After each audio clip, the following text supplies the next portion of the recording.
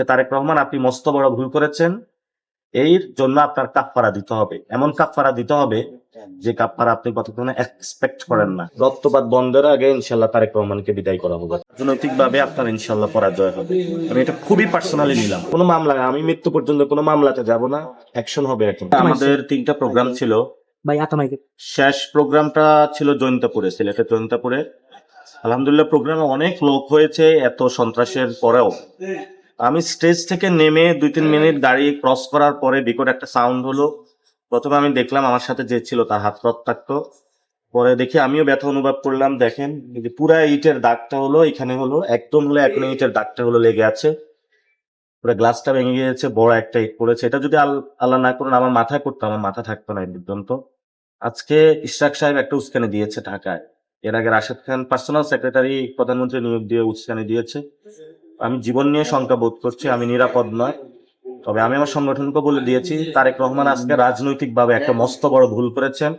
শেখ হাসিনা আমাকে রিমান্ডে নিয়েছিল, আমি সবকিছু পড়াশোনা ক্যারিয়ার বাদ দিয়ে শেখ হাসিনাকে বাংলাদেশ থেকে খেদাইছি।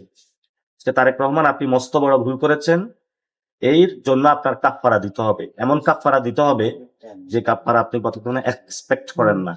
আপনি আমার পার্সোনাল রক্ত ঝরাইছেন, আপনি আমার বয়সে বড় হবেন, ছোট ভাইয়ের রক্তের প্রতিশোধ নিবে এবং ইনশাআল্লাহ বাংলাদেশে আপনার থেকে, আমি পার্সোনালি এটা বললাম, আপনার থেকে ইনশাআল্লাহ আমি রক্তের প্রতিশোধ নিব। রক্ত জড়াবে, আমি কি বসে বসে আঙ্গুল চুষবো নাকি?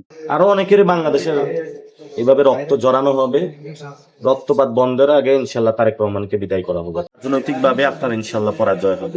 আমি এটা খুবই পার্সোনালি নিলাম। এ পর্যন্ত 5টা গাড়ি ভেঙেছে, একজনের চোখ তোলা হয়েছে। আমি খুবই শান্ত মানুষ, ঘটনায় আপনারা মামলা অশান্ত হলে খুবই অশান্ত। প্রথম 2টা প্রোগ্রামে পুলিশ সচেষ্ট ছিল, নিরাপত্তা ছিল। এখানে গুপ্ত হামলাটা রাতের আধারে হয়েছে, পুলিশ চেষ্টা করেছে, আমি পুলিশের দোষ দিব না।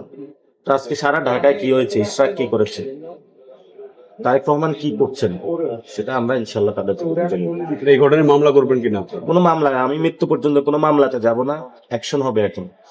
তাহলে এটাকে আইনের ব্যর্থ হলো কিনা? কিভাবে আইনের গ্রেপ্ত? আমরা বলছি রাজনৈতিক লড়াই। আপনার তো রাজনৈতিক যারা সন্ত্রাসের পথ বেছে নেয়, আমাদের দায়িত্ব হলো সন্ত্রাসকে বাংলাদেশ কমানো। করতেছে প্রত্যেকটা জায়গায় অ্যাটাক বিএনপি করতেছে। এখানে যিনি মন্ত্রী আছেন, যার আসনে গিয়েছিলেন আরিফ ভাই, ওনাকেও আমরা বলেছি, পুলিশ সর্বোচ্চ চেষ্টা করেছে। আমি আগেও সালাউদ্দিন সাহেবকে বলেছিলাম আমার জীবন বিপন্ন, আমার নিরাপত্তা প্রয়োজন। উনি বলছে না, নিরাপত্তা দেওয়া যাবে না। ঠিক আছে, তাহলে মারা যাব। পুলিশ তো বলতেছে এরকম কোন ঘটনা তারা আজ করে নাই, আগে ছিল। আমার পিছনে একজন এসপির গাড়ি ছিল, সামনে পুলিশের গাড়ি ছিল, পাশে মোটর ক্যারেট ছিল। তো এখনো গাড়ি ভাঙা আছে, ইট আছে, এখনো আঘাত আছে। আপনাকে আমি আশা করবো যে পুলিশ ভাইরা তাদের চরিত্র পরিবর্তন করবে।